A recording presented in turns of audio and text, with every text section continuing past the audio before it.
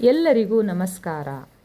ಹಿಂದಿನ ವಿಡಿಯೋದಲ್ಲಿ ನಾವು ಪಾಂಡವರ ಸೇನೆಯ ಪ್ರಮುಖ ಯೋಧರ ಹೆಸರುಗಳನ್ನು ತಿಳಿದುಕೊಂಡಿದ್ದೆವು. ಇವತ್ತಿನ ವಿಶಿಷ್ಟವಾದ ಈ ಸಂಚಿಕೆಯ ಮೂಲಕ ದುರ್ಯೋಧನನ ಸೈನ್ಯದಲ್ಲಿ ಯಾವೆಲ್ಲ ಸೈನಿಕರು, ವೀರರು, ಶೂರರು ಇದ್ದರು ಅನ್ನೋದನ್ನು ತಿಳಿದುಕೊಳ್ಳೋಣ ಮಿತ್ರರೇ. ಅಸ್ಮಾಕಂ ತು ವಿಶಿಷ್ಟಾಯೇ ತಾನಿ ಬೋಧ ದ್ವಿಜೋತ್ತಮ ನಾಯಕ ಮಮ ಸೈನ್ಯಸ್ಯ ಸಂಜ್ಞಾರ್ಥಂ ತಾನ್ ಬ್ರವೀಮಿತೆ. ಮಿತ್ರರೇ, ಈ ಶ್ಲೋಕದಲ್ಲಿ ದುರ್ಯೋಧನನು ಅಲ್ಲಿರ್ತಕ್ಕಂತಹ ದ್ರೋಣಾಚಾರ್ಯರನ್ನ ಕುರಿತು ಹೇಳ್ತಾನೆ. ಹೇ ಬ್ರಾಹ್ಮಣ ಶ್ರೇಷ್ಠರೇ ಅಂತ ಅವರನ್ನು ಸಂಬೋಧನೆ ಮಾಡ್ತಾನೆ. ಅಂದರೆ ಇಲ್ಲಿ ದ್ವಿಜೋತ್ತಮ ಅನ್ನುವಂತಹ ಪದ ಇದೆ. ದ್ವಿಜ ಅಂತಂದರೆ ಬ್ರಾಹ್ಮಣ, ಉತ್ತಮ, ಬ್ರಾಹ್ಮಣರಲ್ಲಿ ಶ್ರೇಷ್ಠನು ಅನ್ನುವಂತಹದ್ದು. ಇಲ್ಲಿ ಬ್ರಾಹ್ಮಣರಲ್ಲಿ ಶ್ರೇಷ್ಠರು ಅಂತ ದ್ರೋಣಾಚಾರ್ಯರಿಗೆ ದುರ್ಯೋಧನ ಸಂಬೋಧಿಸ್ತಾ ಇದ್ದಾನೆ. ದ್ರೋಣಾಚಾರ್ಯರೇ, ಅಸ್ಮಾಕಂ ತು, ಅಸ್ಮಾಕಂ ಅಂದರೆ ನಮ್ಮ ಪಕ್ಷದಲ್ಲಿ, ತು ಅಂದರೆ ಕೂಡ, ನಮ್ಮ ಪಕ್ಷದಲ್ಲಿಯೂ ಕೂಡ, ವಿಶಿಷ್ಟವಾಗಿರ್ತಕ್ಕಂತಹ ಯಾರೆಲ್ಲ ಸೈನಿಕರು ಇದ್ದಾರೆ, ನಾಯಕರು ಇದ್ದಾರೆ ತಾನ್ನಿಬೋಧ ಅಂತಂದರೆ ತಾನ್ ಅವರನ್ನು, ನಿಬೋಧ ಅಂದರೆ ತಿಳಿದುಕೊಳ್ಳಿರಿ. ನೀವು ಕೇವಲ ಪಾಂಡವರ ಸೇನೆಯಲ್ಲಿರ್ತಕ್ಕಂತಹ ಯೋಧರ ಹೆಸರುಗಳನ್ನು ತಿಳಿದುಕೊಂಡಿದ್ದೀರಿ. ಈಗ ನಾನು ನನ್ನ ಸೈನ್ಯದಲ್ಲಿ ಅಂದರೆ ನಮ್ಮ ಪಕ್ಷದಲ್ಲಿ ಯಾವೆಲ್ಲ ಹಿರಿಯ ಸೈನಿಕರು, ನಾಯಕರು ಇದ್ದಾರೆ ಅನ್ನೋದನ್ನು ಹೇಳುತ್ತೇನೆ, ತಿಳಿದುಕೊಳ್ಳಿರಿ ಅಂತ ಹೇಳ್ತಾನೆ. ನಾಯಕ ಮಮ ಸೈನ್ಯಸ್ಯ, ನಾಯಕರು, ನನ್ನ ಸೈನ್ಯದಲ್ಲಿರ್ತಕ್ಕಂತಹ ನಾಯಕರು ಯಾರ್ಯಾರಿದ್ದಾರೆ. ಮಮ ಸೈನ್ಯಸ್ಯ, ನನ್ನ ಸೈನ್ಯದಲ್ಲಿ, ನನ್ನ ಸೇನೆಯಲ್ಲಿ ಯಾವೆಲ್ಲ ರೀತಿಯಂತಹ ಸೇನಾಪತಿಗಳಿದ್ದಾರೆ ಅನ್ನೋದನ್ನು ತಾವು ತಿಳಿದುಕೊಳ್ಳಬೇಕು. ನಾನೀಗ ಅವರನ್ನು ಕುರಿತು ಬ್ರವೀಮಿ ಅಂದರೆ ಹೇಳುತ್ತೇನೆ, ತಿಳಿಸುತ್ತೇನೆ ಅಂತ ಅರ್ಥ. ಈ ಸಂದರ್ಭದಲ್ಲಿ ನಾವು ಇದನ್ನು ಇನ್ನಷ್ಟು ವಿವರಣವಾಗಿ ತಿಳಿದುಕೊಳ್ಳೋದಾದರೆ, ಇಲ್ಲಿ ದುರ್ಯೋಧನನು ತು ಅನ್ನುವಂತಹ ಪದವನ್ನು ಬಳಸ್ತಾ ಇದ್ದಾನೆ. ತು ಅಂದರೆ ಸಹ, ಅಂದರೆ ಅವರೂ ಕೂಡ ಅನ್ನುವಂತಹ ಅರ್ಥ. ಅಸ್ಮಾಕಂ ತು ಅಂದರೆ ನಮ್ಮಲ್ಲಿಯೂ ಕೂಡ ಅನ್ನುವಂತಹ ಅರ್ಥ ಇದರಲ್ಲಿದೆ. ಹಾಗಾದರೆ ಇಲ್ಲಿ ವಿಶಿಷ್ಟ ಅನ್ನುವಂತಹ ಪದವನ್ನು ಯಾರನ್ನು ಕುರಿತು ಹೇಳ್ತಾ ಇದ್ದಾನೆ ಅಂತಂದರೆ, ದುರ್ಯೋಧನನು ವಿಶಿಷ್ಟ ಅನ್ನುವಂತಹ ಪದವನ್ನು ಅವರ ಸೈನ್ಯದಲ್ಲಿರ್ತಕ್ಕಂತಹ ಧೀರ, ವೀರ, ಬಲಶಾಲಿ ಮತ್ತು ಬುದ್ಧಿವಂತ, ಸಾಹಸಿ, ಪರಾಕ್ರಮಿ ವ್ಯಕ್ತಿಗಳನ್ನು ಕುರಿತು ಹೇಳುತ್ತಿದ್ದಾನೆ ಈ ಭಾಗದಲ್ಲಿ ಅಂತ ಹೇಳ್ತೀವಿ ನಾವು. ಹಾಗಾದರೆ ಇದರಲ್ಲಿ ಯಾರೆಲ್ಲ ವೀರರಿದ್ದಾರೆ ಅನ್ನೋದನ್ನು ಮುಂದಿನ ಶ್ಲೋಕದಲ್ಲಿ ಹೇಳ್ತಾ ಹೋಗ್ತಾನೆ ದುರ್ಯೋಧನ. ಏನು ಹೇಳ್ತಾ ಇದ್ದಾನೆ ನೋಡೋಣ. ಭವಾನ್ ಭೀಷ್ಮಶ್ಚ ಕರ್ಣಶ್ಚ ಕೃಪಶ್ಚ ಸಮಿತಿಂಜಯಃ ಅಶ್ವತ್ಥಾಮ ವಿಕರ್ಣಶ್ಚ ಸೌಮದತ್ತಿಸ್ತಥೈವ ಚ. ಮುಂದಿನ 8ನೇ ಶ್ಲೋಕದಲ್ಲಿ ಹೇಳ್ತಾನೆ ದುರ್ಯೋಧನ. ಭವಾನ್ ಅಂದರೆ ದ್ರೋಣಾಚಾರ್ಯರಿಗೆ ಹೇಳ್ತಾನೆ. ಭವಾನ್ ಅಂದರೆ ನೀವು ಅನ್ನುವಂಥ ಅರ್ಥ. ಸಂಸ್ಕೃತದಲ್ಲಿ ಭವಾನ್ ಅಂದರೆ ನೀವು. ಇಲ್ಲಿ ನೀವು ಅಂತಂದರೆ ಯಾರು? ದ್ರೋಣಾಚಾರ್ಯರು. ನೀವೇ ನಮ್ಮ ಸೈನ್ಯದಲ್ಲಿ ಅತ್ಯಂತ ವೀರರು ಅನ್ನುವಂತಹ ಗೌರವವನ್ನು ಆ ಸಂದರ್ಭದಲ್ಲಿ ಕೊಡ್ತಾ ಇದ್ದಾನೆ ಭವಾನ್. ಹಾಗೆ ಭೀಷ್ಮಶ್ಚ, ಅಲ್ಲಿ ವಿಸರ್ಗ ಸಂಧಿಯಾಗಿದೆ. ಭೀಷ್ಮರು ಕೂಡ ಇದ್ದಾರೆ. ಚ ಅಂದರೆ ಮತ್ತು ಅನ್ನುವಂತಹ ಅರ್ಥ. ಭವಾನ್ ಅಂದರೆ ನೀವು ಮತ್ತು ಭೀಷ್ಮಾಚಾರ್ಯರು. ಕರ್ಣಶ್ಚ ಕೃಪಶ್ಚ, ಕರ್ಣ ಮತ್ತು ಕೃಪಾಚಾರ್ಯ ಇದ್ದಾರೆ. ಕರ್ಣನ ಹೆಸರನ್ನು ನೀವೆಲ್ಲರೂ ಕೇಳಿರ್ತೀರಿ. ಕರ್ಣ ಮತ್ತು ಕೃಪಾಚಾರ್ಯರ ಹೆಸರನ್ನು ಸೂಚಿಸ್ತಾ ಇದ್ದಾನೆ. ಸಮಿತಿಂಜಯ ಅಂತಂದರೆ ಸಂಗ್ರಾಮ ವಿಜಯಿಯಾಗಿರ್ತಕ್ಕಂಥವ್ರು ಅನ್ನುವಂಥ ಅರ್ಥ ಅಲ್ಲಿ ಬರ್ತದೆ. ಸಮಿತಿಂಜಯ ಯಾರಿಲ್ಲೇ?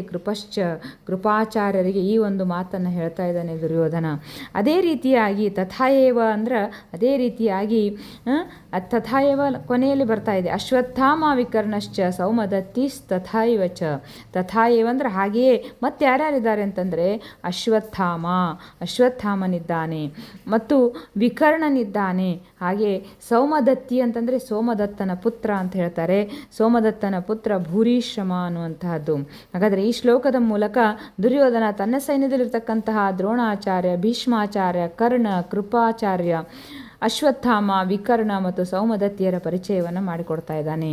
ಹಾಗಾದರೆ ಇವರೆಲ್ಲ ಯಾರು ಅನ್ನೋದನ್ನು ನಾವು ಸಂಕ್ಷಿಪ್ತವಾಗಿ ತಿಳಿದುಕೊಳ್ತಾ ಹೋಗೋಣ. ದ್ರೋಣಾಚಾರ್ಯರು ಯಾರು? ಬಹುಶಃ ದ್ರೋಣಾಚಾರ್ಯರ ಹೆಸರನ್ನು ನಾವೆಲ್ಲರೂ ಕೇಳಿರ್ತೇವೆ. ಬಿಲ್ವಿದ್ಯಾ ಪಾರಂಗತರು ಅಂತ ಹೇಳ್ತೀವಿ. ಬಿಲ್ವಿದ್ಯೆಯಲ್ಲಿ ಶ್ರೇಷ್ಠವಾಗಿರ್ತಕ್ಕಂತಹ ಸಾಮರ್ಥ್ಯವನ್ನು ಗಳಿಸಿರ್ತಕ್ಕಂಥವರು ಅಂತ ಹೇಳ್ತೀವಿ. ದ್ರೋಣಾಚಾರ್ಯರು ಮಹರ್ಷಿ ಭಾರದ್ವಾಜರ ಪುತ್ರರು ಅಂತ ಹೇಳ್ತೀವಿ. ಮಹರ್ಷಿ ಅಗ್ನಿವೇಶದಿಂದ ಮತ್ತು ಶ್ರೀ ಪರಶುರಾಮರಿಂದ ರಹಸ್ಯ ಸಹಿತ ಸಮಸ್ತ ಅಸ್ತ್ರಶಸ್ತ್ರಗಳನ್ನು ಪಡೆದುಕೊಂಡಿರ್ತಕ್ಕಂಥವರು ಅನ್ನುವಂತಹ ಒಂದು ದ್ರೋಣಾಚಾರ್ಯರ ಒಂದು ಸಂಕ್ಷಿಪ್ತ ಪರಿಚಯವನ್ನು ಮಾಡಿಕೊಡಬಹುದು. ಇನ್ನು ಭೀಷ್ಮರ ಬಗ್ಗೆ ತಿಳಿದುಕೊಳ್ಳೋಣ. ಭೀಷ್ಮಾಚಾರ್ಯರು, ನೀವೆಲ್ಲ ಭೀಷ್ಮಾಚಾರ್ಯರ ಬಗ್ಗೆ ಸಾಕಷ್ಟು ತಿಳಿದುಕೊಂಡಿರ್ತಕ್ಕಂತಹದ್ದು ಇರ್ತದೆ. ಭೀಷ್ಮಾಚಾರ್ಯರು ಅಥವಾ ಭೀಷ್ಮನು ರಾಜ ಶಾಂತನುವಿನ ಪುತ್ರ ಮತ್ತು ಗಂಗೆಯ ವರಪುತ್ರ ಅಂತ ಹೇಳಿದೆ. ಭಾಗೀರಥಿ ಗಂಗೆಯಿಂದ ಇವರ ಜನ್ಮ ಆಗಿತ್ತು ಅಂತ ನಾವು ತಿಳಿದುಕೊಳ್ಳಬಹುದು. ಆದರೆ ಮುಂದೆ ಬರ್ತಕ್ಕಂಥವನು ಕರ್ಣ ಕುಂತಿ ಪುತ್ರ ಅಂತ ಹೇಳ್ತೀವಿ. ಆ ಕರ್ಣ ಕುಂತಿಯ ಪುತ್ರನಾಗಿದ್ದರೂ ಕೂಡ ಪಂಚ ಪಾಂಡವರು ಅಂತ ನಾವು ಅವರನ್ನು ಗುರುತಿಸ್ತೇವೆ. ಧರ್ಮ, ಭೀಮ, ಅರ್ಜುನ, ನಕುಲ, ಸಹದೇವ. ಆದರೆ ಪಾಂಡವರಲ್ಲಿ ಜ್ಯೇಷ್ಠ ಪುತ್ರ ಅಂತಂದರೆ ಕುಂತಿ ಪುತ್ರನಾಗಿರ್ತಕ್ಕಂತಹ ಕರ್ಣ. ಯಾಕೆ ಇವನನ್ನು ನಾವು ಪಾಂಡವರ ಒಂದು ಪಟ್ಟಿಯಲ್ಲಿ ಸೇರಿಸಿಲ್ಲ ಅಂತಂದರೆ, ಕುಂತಿಯ ಮದುವೆ ಪೂರ್ವದಲ್ಲಿ ಕನ್ಯಾವಸ್ಥೆಯಲ್ಲಿದ್ದಾಗಲೇ ಇವನ ಜನ್ಮ ಆಗಿರ್ತದೆ. ಆ ಕುಂತಿಯ ಒಂದು ಮಂತ್ರಶಕ್ತಿಯಿಂದ ಅವನು ಜನ್ಮವನ್ನು ಪಡೆದುಕೊಂಡಿರ್ತಾನೆ. ಹಾಗಾಗಿ ಅವಳು ಏನು ಮಾಡಿರ್ತಾಳೆ ಅಂತಂದರೆ, ಒಂದು ಪೆಟ್ಟಿಗೆಯಲ್ಲಿ ಇರಿಸಿ ನದಿಯಲ್ಲಿ ತೇಲ್ಬಿಟ್ಟಿರ್ತಾಳೆ. ನಂತರ ಅವನು ಮೀನುಗಾರರ ಕೈಯಲ್ಲಿ ಸಿಕ್ಕು ಬೆಳೀತಾನೆ. ಈ ಒಂದು ಕಥೆ ತಿಳಿದುಕೊಂಡಿರ್ತಕ್ಕಂತಹದ್ದು ನಾವೆಲ್ಲರೂ. ಹಾಗಾಗಿ ಕುಂತಿ ಪುತ್ರ ಕರ್ಣ ಪಾಂಡವನಾಗಿದ್ದರೂ ಕೂಡ ಕೌರವರ ಪಕ್ಷದಲ್ಲಿ ಬೆಳೆಯುವಂತಹ ಒಂದು ಸಂದರ್ಭ ಅವನಿಗೆ ಬರ್ತದೆ.